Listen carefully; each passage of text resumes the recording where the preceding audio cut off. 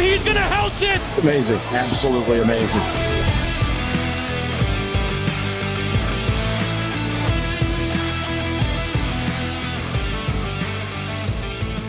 What's going on, everybody, and welcome to another Angle of Pursuit podcast, your fantasy football, sports betting, and NASCAR home. I am your host, Kyle Robert. You follow me on Twitter at NotoriousKRO. With me to break down the Wise Power 400 DFS, and then obviously with qualifying in the books, and then update any bets, it's Brian Twining. What's up, Brian? What's up, Kyle? Yeah, we hit on this real quick before we started recording, but what a crazy practice and qualifying sessions we saw today for the Auto Club Speedway. I think that definitely threw a wrench in a few players' ideas of how they thought this race was going to go. I think tomorrow is definitely going to be a lot more interesting than maybe we had anticipated. Yeah, it was interesting. I'm wondering, is it a combination of the new car or I'm trying to figure out why, there were so many incidents and so many cars spinning out, and you got in the right groove, you were done, and there was no way you were coming back. Yeah, you heard a bunch of different theories on why this was happening. I mean, you have some people pointing to the tires and how the sidewalls are a lot smaller, so the tires don't have as much give laterally when they're going into the turns at such high speeds. So it's a lot easier for them to get loose in the back end. You had other people talking about the resin that they recently laid down, and then I guess the grooves in between the lanes continue to get wider, so they fill those with tar, and then cars, if they're like changing lanes in the middle of a turn and they catch that with the tire the wrong way, like it sends them spinning. I just think it's a combination of the track, and then on top of it, the drivers are still learning the new car on tracks that they actually have to drive, and they're not just pedal to the metal. Yeah, it's really interesting because I've seen a lot of chatter about today's qualifying and today's practices and stuff, and kind of what this means for the sport going forward. And some people are pointing out, well, isn't this kind of what people wanted? They wanted a little more, you have to drive. You can't just let the car do the work for you. And this is supposed to be the best drivers at the highest level, and it has to be a little bit tougher to drive the car and to get it to where you want it. And it shouldn't be, super easy. And it is interesting because there was some drivers, the aforementioned Austin Cindric, who has just decided that he's ready to just dominate NASCAR from the jump. Obviously is your pole setter, who looks very comfortable, didn't seem to have any concerns with the car. Other guys, William Byron, Chase Elliott, are just, they're pushing it a little bit too hard and coming around and ending up, upside down. We'll see. We'll see how this goes into tomorrow, how aggressive people get. And I'm curious, obviously we'll hit on some of the names, including Brad Keselowski, who his car is just a mangled mess right now. Like how that affects the people going forward, what that means, and all that good stuff. I did want to hit real quick too. Some people were also talking about the wind, which was extremely strong today during their practice and qualifying, with gusts upwards of like 35, 40 miles per hour. So we'll see if that maybe was part of the reason why these cars were going out, and adding to the bumps, I guess, on the back stretch where these cars are like looking like old school Lincoln Continentals on those on air suspension, just bouncing through the backstretch. So yeah, no, it's going to be a fun race, and a lot more exciting than I think even I had thought we were going to get. Yeah, I think it's going to be really fun.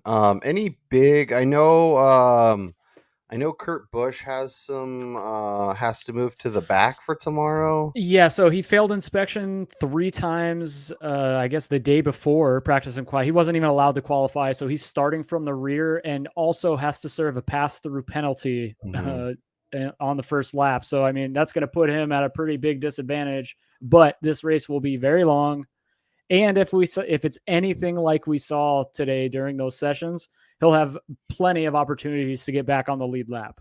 Yeah, and I'm fully expecting him to. It also looks like Kyle Busch is going to have to go to the back, who apparently there was unapproved adjustments to his car. So it looks like he's going to the rear tomorrow as well.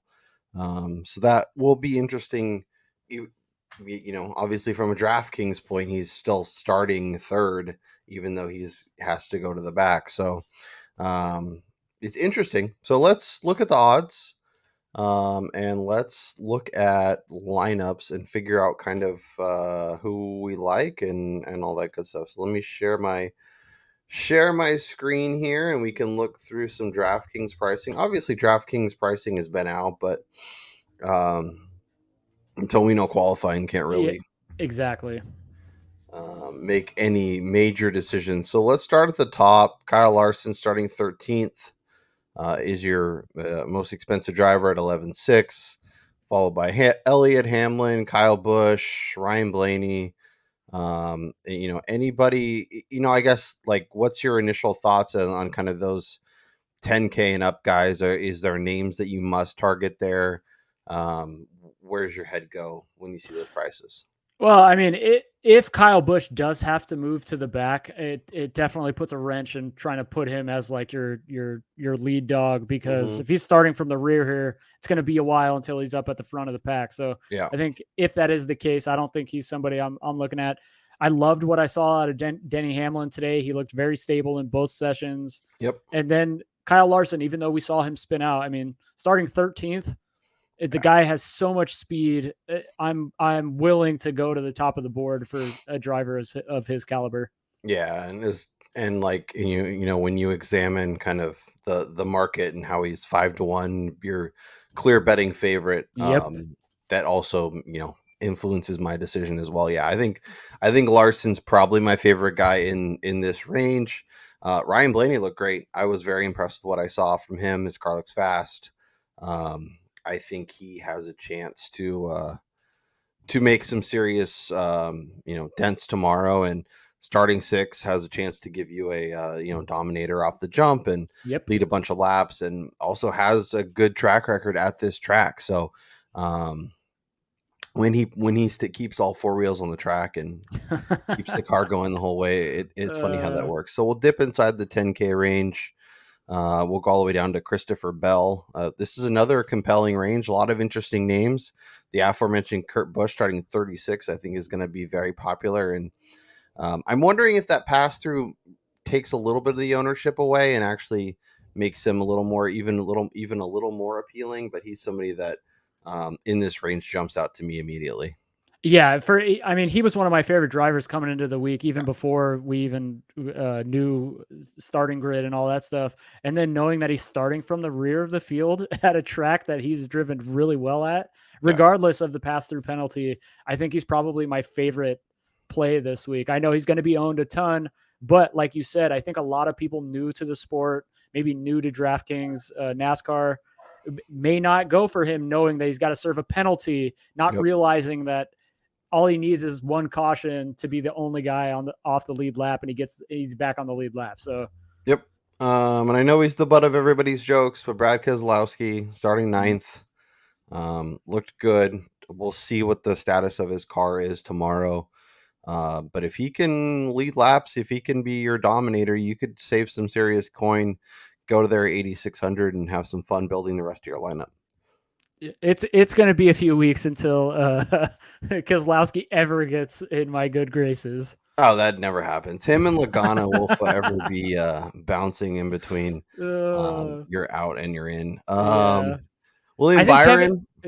Go ahead. Yeah, Byron starting 10th, he showed a lot of speed too. I mean, those Hendrick cars, obviously everyone is anticipating them to be really fast, but the guy I want to hit is Kevin Harvick. 32nd for 9,200. He's pretty much in the same boat as Kurt Busch. Like, these two old veterans have a ton of experience at this track. I think that's going to play into their adjustments that they make. I know Harvick spun out in practice and couldn't even qualify, but I mean, even if he's in a new car, whatever, like, his particular history and experience in NASCAR is going to serve him very well during a long run, because he's able to take what he's learning in that race and transition it into a success for later in the race, like in later runs and stuff. So starting 32nd at 9,200, I think Harvick will find himself on a lot of lineups as well. Yeah, I think that makes sense. I'm gonna blow this up a little bit more just so we can get a better view.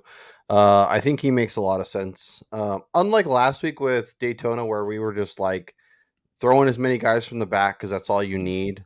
Yeah. We need a little more. We need dominators. It's kind of the 3-2-1 kind of method. A few guys from the back, a couple of guys in the middle, and then obviously a dominator or two up front. Yep. To kind of lead your lineups.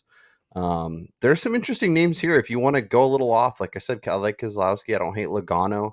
Logano's got a nice track record at this track. Starting 7th could be an early dominator, maybe a guy as you kind of put in as your second dominator to hopefully lead a bunch of laps and have a really nice finish inside that top 5.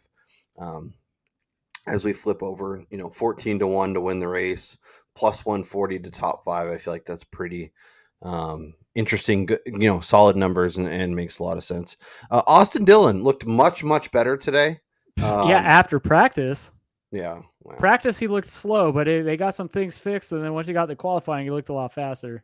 So is he a guy starting 16th that you think maybe they're figuring stuff out and could be somebody you want to get to when we're building lineups tomorrow?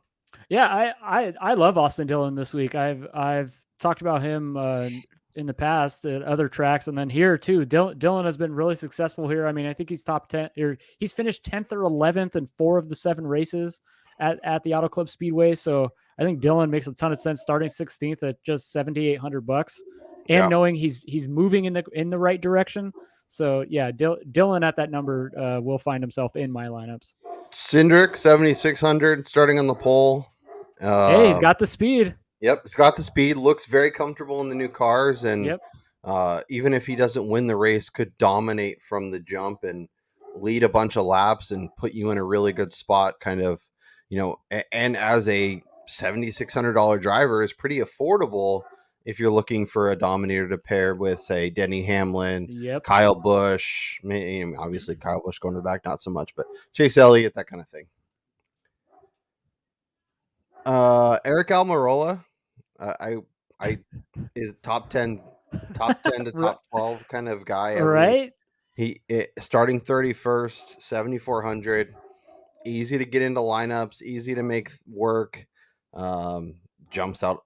Bubba Wallace too. He's another guy. I worry about Bubba at tracks that require I don't know that they just require a little more in race adjusting.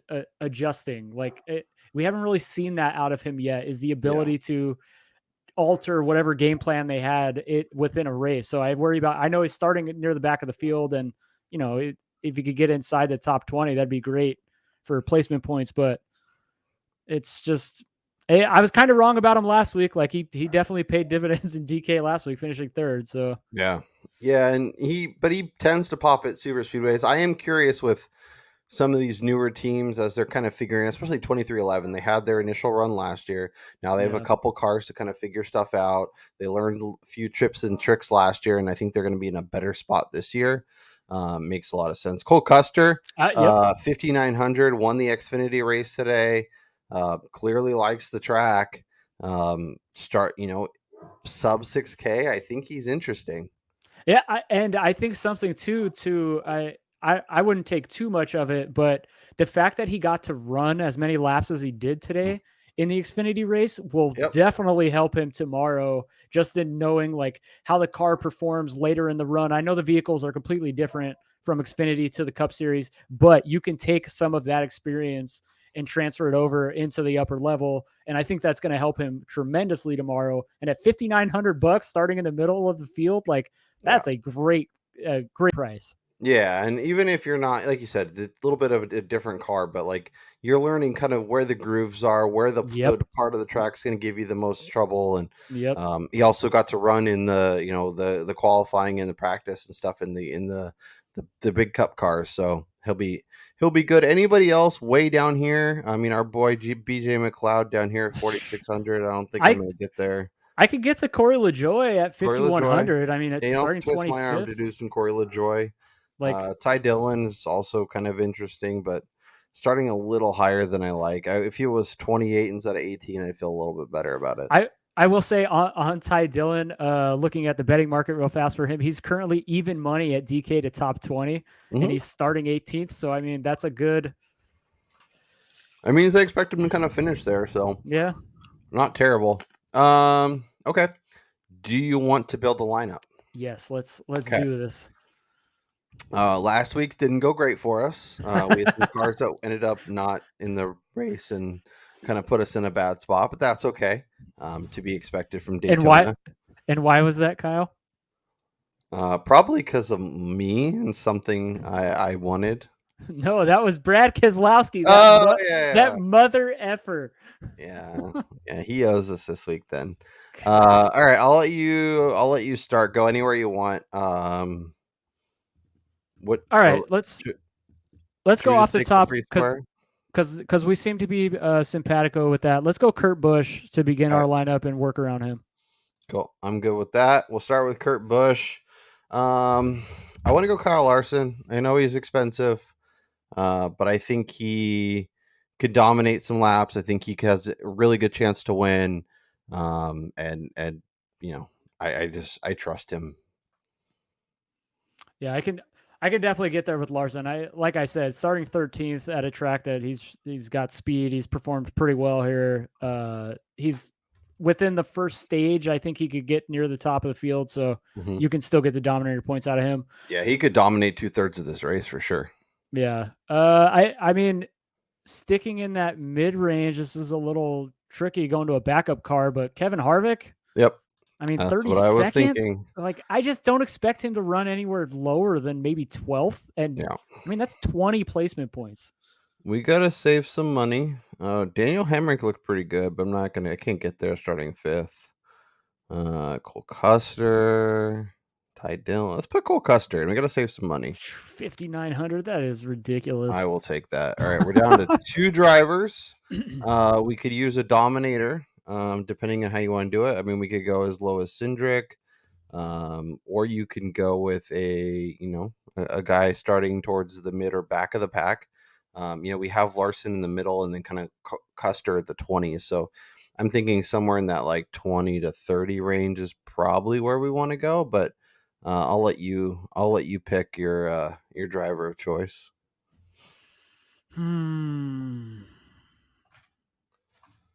Man, this is a tough one because I mean, all those guys at like right at that 9 or above, all have a good shot to win this race. Yeah, so like Logano at 9,400's compelling to me. 10K Ryan Blaney is compelling to me. We could also do Cindric and I mean, honestly, just for salary savings, like let's go with Cindric. I mean, you're looking at a guy who all year so far through the Daytona 500 practice qualifying, all that, he's fast. I mean, he's driving a good car, taking over for Keselowski for that Penske team. So it's not like he's in junk. Nope. And he's got the talent. So I know he's probably not going to finish there. I mean, we're kind of just hoping he finishes top 10. He doesn't lose too many points, but he leads a few laps. He's got some fastest laps, and at 7,600, I think you're getting probably a minimum 20 to 30 points out of him. Yeah. So he's our dominate laps early, and then finish somewhere in the top 5, and then Larson takes over, dominates the rest of the way. We have Custer, we have Harvick, we have Kurt Busch. So the names that are appealing to me, Ricky Stenhouse at 6,200 is interesting. Corey LaJoie, always am willing to go there. Some of the other names that are there are just starting to hit. Justin Haley, 35, starting 35th, 6,700. I could find myself getting there. I worry about Colleague in Cup Series. They do really well in Xfinity, but like last week, Haley didn't really show the speed even before crashing out. Like he wasn't necessarily up to par with what was shown at the top of the field. So I worry about their cars. I mean, just overall strength. Honestly, like Stenhouse, he looked great again. Yeah. Yeah, I think the discussion is Stenhouse at 17, McDowell at 23, maybe Ty Dillon, but I'd rather just do Stenhouse at that point, and then Justin Haley. So if you're good with Stenhouse, I'll throw Stenhouse in, and we can see how we do. And he's got a killer paint scheme this week, rocking the Honey Nut Cheerios car. Yeah. I mean, you have to go paint scheme, obviously. Like when you're looking for a tiebreaker, that's clearly your answer. So there's our lineup: Kurt Busch, Kyle Larson, Kevin Harvick, Cole Custer, Austin Cindric, Ricky Stenhouse. I'll be curious when projections come out tomorrow, how we're looking ownership wise, but I think this is a very viable lineup. And, like I said, hopefully we get that Kurt Busch just a little bit of a discount because of the pass through, Kyle Larson because of the price. And I think we can find some room. And going with Cindric, I think as our other dominator might be a little sneaky, but maybe we'll find I out was if it's not as I was sneaky as just we gonna think it is. say I'm really curious to see what Cindric's ownership is going to be this week, knowing that he won the 500 last week and he's starting on the pole. So, I mean, traditionally at almost every race, unless it's like a road course where it's either Larson, Elliott, or Truex, it's hard to get on the guy who's starting on the pole. Should we flip it over, look at some updated betting odds, and see what we get? Find some other winners. Yeah, let's see. Let's see if there's All right, been so much movement. I'll throw up the DraftKings pricing. Unfortunately, our friends over at Odds Checker didn't update their odds yet, so we can't do some line shopping. But always, always, always look at multiple books if you have the ability to do so, because you Yes. will find some value. I do have FanDuel open as well, so we can flip over after this and look for maybe a little bit of a value or a little bit of a savings. Larson dropped a little bit, which is nice. He's now down to 5-1, and I think he obviously has just a good chance. So, Oh yeah. way better than the 350 or 4-1 that they were offering earlier in the week. Elliott, Bush, Hamlin, like a lot of these numbers are pretty similar. Elliott did jump into the like. Oh yeah. Yeah, Elliott and Bush did jump from like 800, 850 up to the 7 mark. So Yeah, kind of clustered together, and we kind of thought that might happen with some of yeah, the chunks. Blaney is now a solid 12, which I think is good. He that's was still a great number to me. he was like 10-1 at some of the books, so I'm happy to see him at 12. Yeah. Logano at 14, I think, is definitely worth your time and potential dollars. Tyler Reddick being here is interesting to me. That is so interesting. I saw the name and I had to do like a double take. Like that's crazy. Yeah, I'm kind of impressed. Cindric at 25, I know he looked good. I don't know that I can get there. Yeah, that's I about don't where he know. was when we talked before, right? Wasn't he like Yeah. 25, 30, somewhere in there? He was right in that same market. Keselowski, I still have my outright. We'll see how that goes. I have 22. He's 20 here. I know Caesar's had bigger numbers. We'll see how they move now that kind of everything's in the books. Christopher Bell at 35 is a number that I could always get to, but I always find myself gravitating towards Christopher Bell. And as we talked about last week, we have our season long bets where we took a few drivers to go over their win total, and obviously we already got the Cindric win, so We need Bell to pick it up. Bell could pick up the make pace, it 2 buddy. for 2 and have us in a really good spot. From a season long perspective, Austin Dillon at 50 is interesting, but you really have to believe in his figuring it out. Eric Jones starting in the top 5, 50-1. What's Yeah. crazy about that is like I don't want to take too much from practice or qualifying, but it was really interesting to see how you can tell the difference in skill level in terms of driving at these tracks. Like some of the guys are just a lot better at getting into the corners and then coming out of the corners in terms of like feathering the gas and not having to brake as hard or staying in the gas a little bit longer. And I worry about those like middle tier drivers here who are kind of teetering on the edge of one mistake costs them a race, whereas the rest, like the upper echelon guys, they're on their game pretty much all day. Yeah. Let's flip over and look at top 10 bets and see where numbers are shifting. Obviously, some of these numbers are going up. Kurt Busch minus 120 to top 10, I think, is interesting. Yeah, so that's gone down at DK. Was it like minus 140? Something like that. We Yeah. got it at minus 110 at BetMGM prior to qualifying, so that's another place to check out.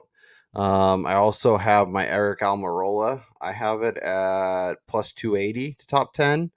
It's now plus 220, so I feel pretty good about that number. Nice. Austin Dillon here. Stenhouse at plus 280 to top 10 now. We talked about him a little bit, talked about how he looked. Any of these numbers jumping out to you? Daniel Suarez.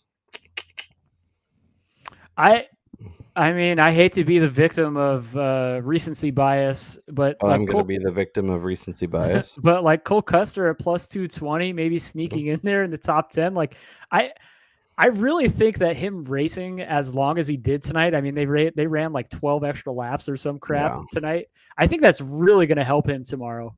Yeah, it's interesting to see Bubba here at plus 280. Like I don't know if I can get there. yeah. Top 20 markets probably obliterated. There's probably nothing to. Like I said, I like the Ty Dillon at even Yeah, money. I think that's even a money good I think number. makes sense. Top 20. Even Corey LaJoy at plus 125, like Yeah. we saw him run near that level pretty consistently last year when he didn't crash out. So Yeah. Yeah, and we just need a top 20. We don't need anything crazy. Let's see if there's any cool. We can jump over to the featured matchups. This has been hammered. I was looking at these, I think, yesterday. This was like minus 140. Now it's 180. Chase Briscoe minus 180 over Bubba is really interesting. I think this has a lot to do with the qualifying today. definitely. Yeah, I they mean, haven't. I will say I love William Byron, but getting Alex Bowman at plus money over Byron, I think is a good value there because they're both driving for Hendrick. Bowman has actually been faster than Byron on a more consistent basis. Yep. Like last year and the beginning of this year, so I think that's a good value bet if you like Bowman over Byron. Yep. And we have some group betting as well. I mean, Oh, see, okay, so Group 1 right there, right off the bat, like to me, how do you not bet Hamlin at yeah, 3-1 in a? I mean, of those guys, honestly, other than Kyle Larson, I think Hamlin is the most stable driver yeah, in terms of like what you know what you're getting out of him. yeah. I like Ryan Blaney a lot here at plus 240. I know he's the favorite in the group, but I like him. I like him quite a bit. Logano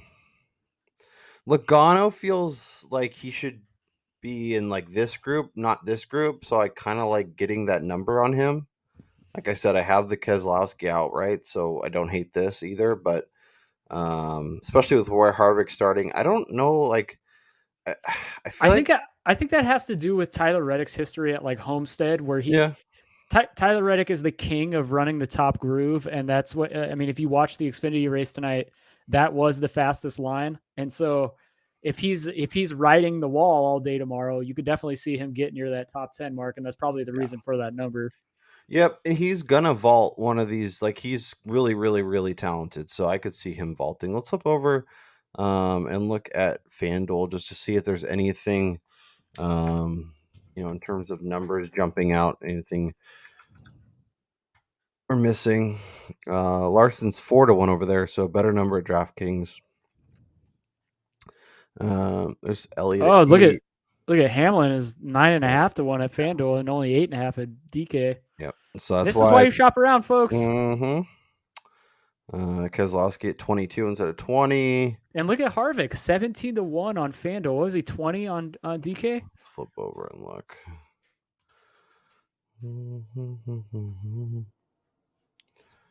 I'm too zoomed in. All right, let's see. Race lines? No. Finishing position. There we go. Yeah, 20. 20 over here, yeah. That's why you bounce back and forth. Bounce back and forth. Let's see what props they have. Anything fun? Okay. Top 10.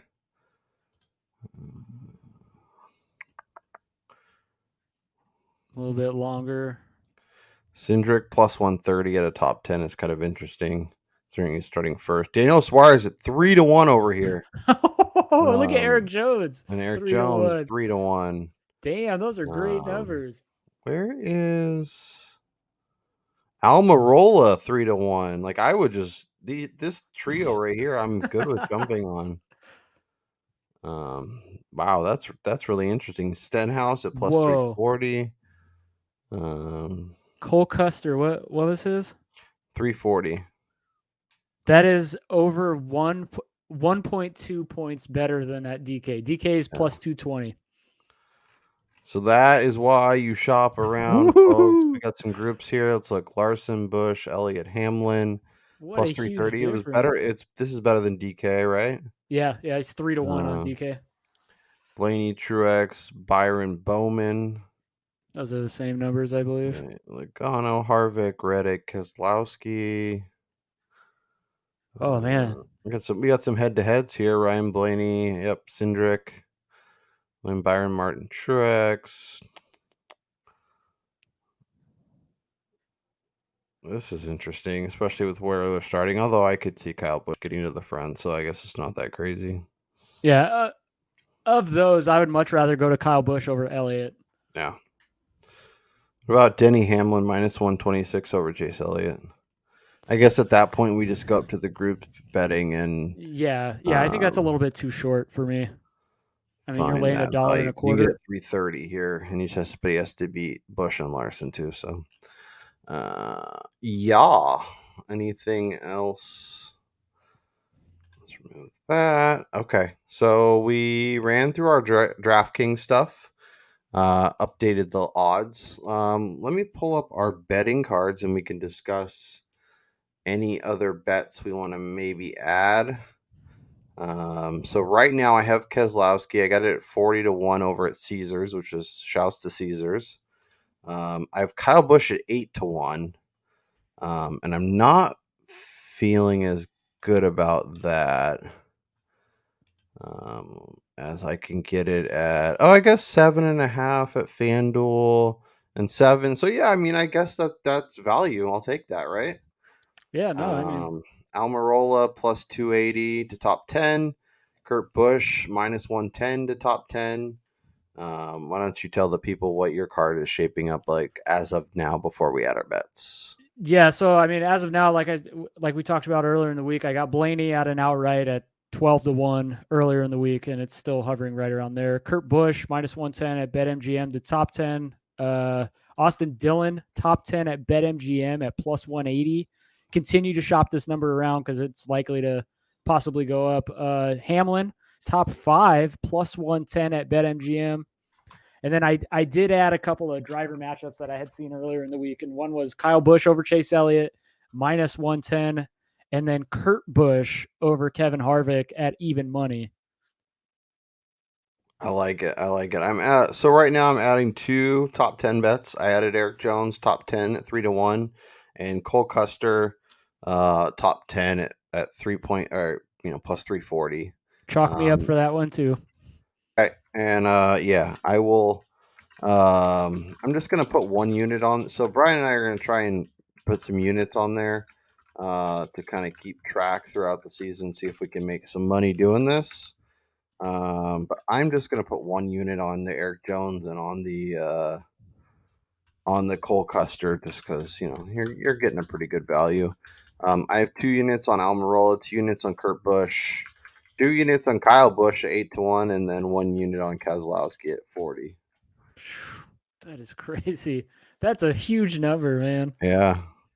So Caesars, man, if I could get to Caesars, but interested to see how some of those. I know that I've been reading some stuff online about people just kind of having issues making bets or really limited with all the sportsbook stateside are all kind of getting a little interesting. They're kind of figuring out on the fly. So True. any outrights you want to add? Honestly, I've been thinking about doing this for a while, but yeah, I think I'm going to add Denny Hamlin on top of Yeah. his top 5. I like him at that 9-1 number at FanDuel. So Yeah. I think for me that's too good a value to pass up for a guy that's been as good as he has. Yeah, I think that makes a lot of sense. What's Kyle? I'm gonna add Kyle Larson at 5-1. Whew, man, going with the favorite.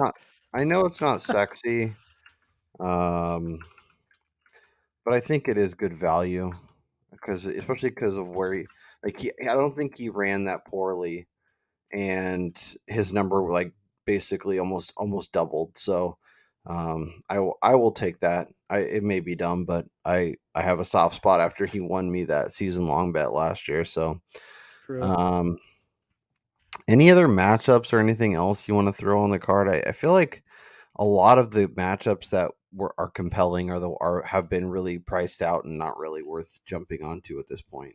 Yeah, I feel like the lines have moved too much. I do think we may get a few more tomorrow morning, so I'll definitely keep an eye on that. And then I had tweeted this out earlier, but if and when any of these sports books drops the cautions prop, I would be looking to hammer the over.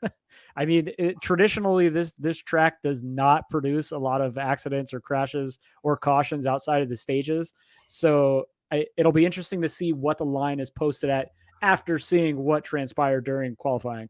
Yeah, so make sure you're following Brian and I on Twitter because we will tweet out if we find more stuff. Like, what number are you thinking? Like five, Well, I six? mean, so if you look at the last 3 races here, it had literally in descending order 5, 4, and 3 cautions. Mm-hmm. I mean, so I could only anticipate them maybe bumping that up to 5.5. Yeah, 4.5 Which, or 5.5 is kind of what I was thinking. like, I'm definitely looking the over just after seeing what happened at Daytona with tire issues. The tires seem to pop a lot easier. Bunch of cars are getting loose on the back end. So I Yep. mean, you're looking at a disastrous Sunday with plenty of caution. So I'm looking to hammer the over if I can Yeah. find the number.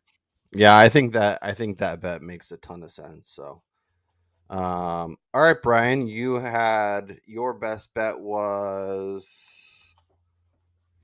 Where's your best bet? I thought you had a bet. What's your best bet for the Wise Power 400? I'm going back to the number 11. Denny Hamlin is my best bet. The top 5. I like it. I like that a lot, actually. And that hasn't changed from Thursday, by the way. Yep. I like where your head's at. I think this is a good spot for him. Oh, I was thinking about adding a Kyle Larson finishing position. What's top 3 before I get out of here? Plus 110. Those are tough, man. Those are tough. Let me tell Yeah. you, anyone with a T3 Blaney last week. Oh my God, that would have been Exactly. brutal. Yeah, my best bet is gonna stay the same too. Eric Almirola, top 10 plus 280. I'd take it all the way down to like 250 or That's what I was so. gonna say. Yeah, like 2.5. It's about right. I think I think you'll be able to get it there, especially where he's starting, and I think that makes a lot of sense. Okay, Brian, this was a lot of fun. Good to chat. Like I said, we'll try and tweet out some more stuff. Enjoy the race. Win cash and tickets, and we'll talk to you guys next week when odds come out. Peace.